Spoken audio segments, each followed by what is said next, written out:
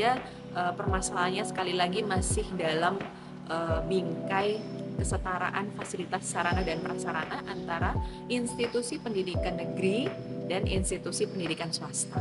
Nah, kalau swasta ini kan range-nya tentu sangat berbeda ya. Ada yang sudah mampu karena memang mereka menyajikan layanan, itu kemudian diikulkan dengan biaya pendidikan misalnya. Nah, tetapi untuk yang kemudian menampung teman-teman yang berada di kalangan yang menengah ke bawah ini kan tentu saja membutuhkan support.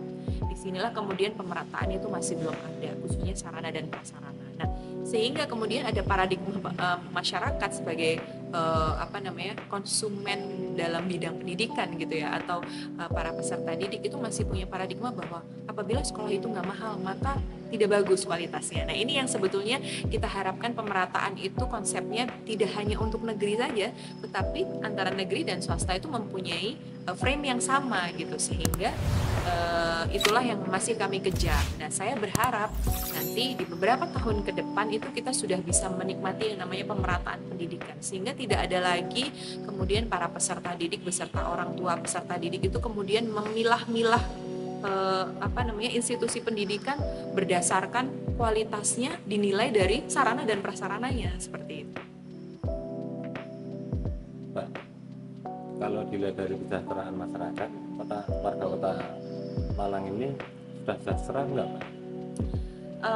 Melihat masih banyaknya angka kemiskinan dan lain sebagainya, ya kita bisa bilang masih banyak yang perlu diperbaiki. Iya, masih banyak yang perlu kita lakukan pemerintah untuk hadir di tengah-tengah masyarakat. Nah, saya berharap konsep atau kebijakan dari pemerintah Kota Malang itu terarah, melihat kemudian permasalahannya itu apa, kemudian penyelesaiannya seperti apa. Masukan Dewan apa? Masukan dari kami tentu saja ya bagaimana pemetaan itu, sekali lagi konsepnya pendataan itu tadi. Pendataan ini adalah core dari semua kebijakan menurut saya ya. Nah, itu mestinya yang harusnya Malang 1 data ini yang sudah tergaungkan beberapa saat yang lalu itu, saya berharap ini kemudian terselesaikan. Dengan begitu kita akan mempunyai sebuah sistem di mana menentukan kebijakan itu sesuai dengan sasaran. Gitu kan, dengan adanya Malang 1 data itu kemudian kita bisa mencomot semua apa yang kita perlukan untuk mengkonsepkan kebijakan. Jadi kita tidak mengarang indah lagi gitu, tidak berdasarkan pendataan yang berada di luar Kota Malang, karena saya beranggapan bahwa apapun itu pendataan yang kita lakukan sendiri tentu saja pasti akan lebih komprehensif. Karena apa? Pemerintahnya juga turun langsung, melihat langsung kondisi masyarakat, pun tidak hanya itu, tetapi perangkat yang lain juga seperti misalnya legislatif dan lain sebagainya.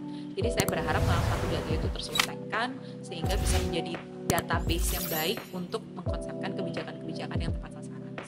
Progresnya gimana, Pak? Kalau Malang 1 data itu kan mulai tahun kemarin. Terus pendataan warga miskin itu baru menyelesaikan 3 kecamatan kan?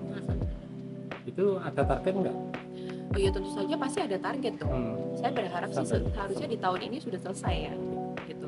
Sehingga nanti di tahun depan itu kita sudah mengerjakan hal yang lain, tidak berkutat lagi terhadap pendataan gitu. Sehingga kita ibarat kata tidak jalan di tempat gitu ya.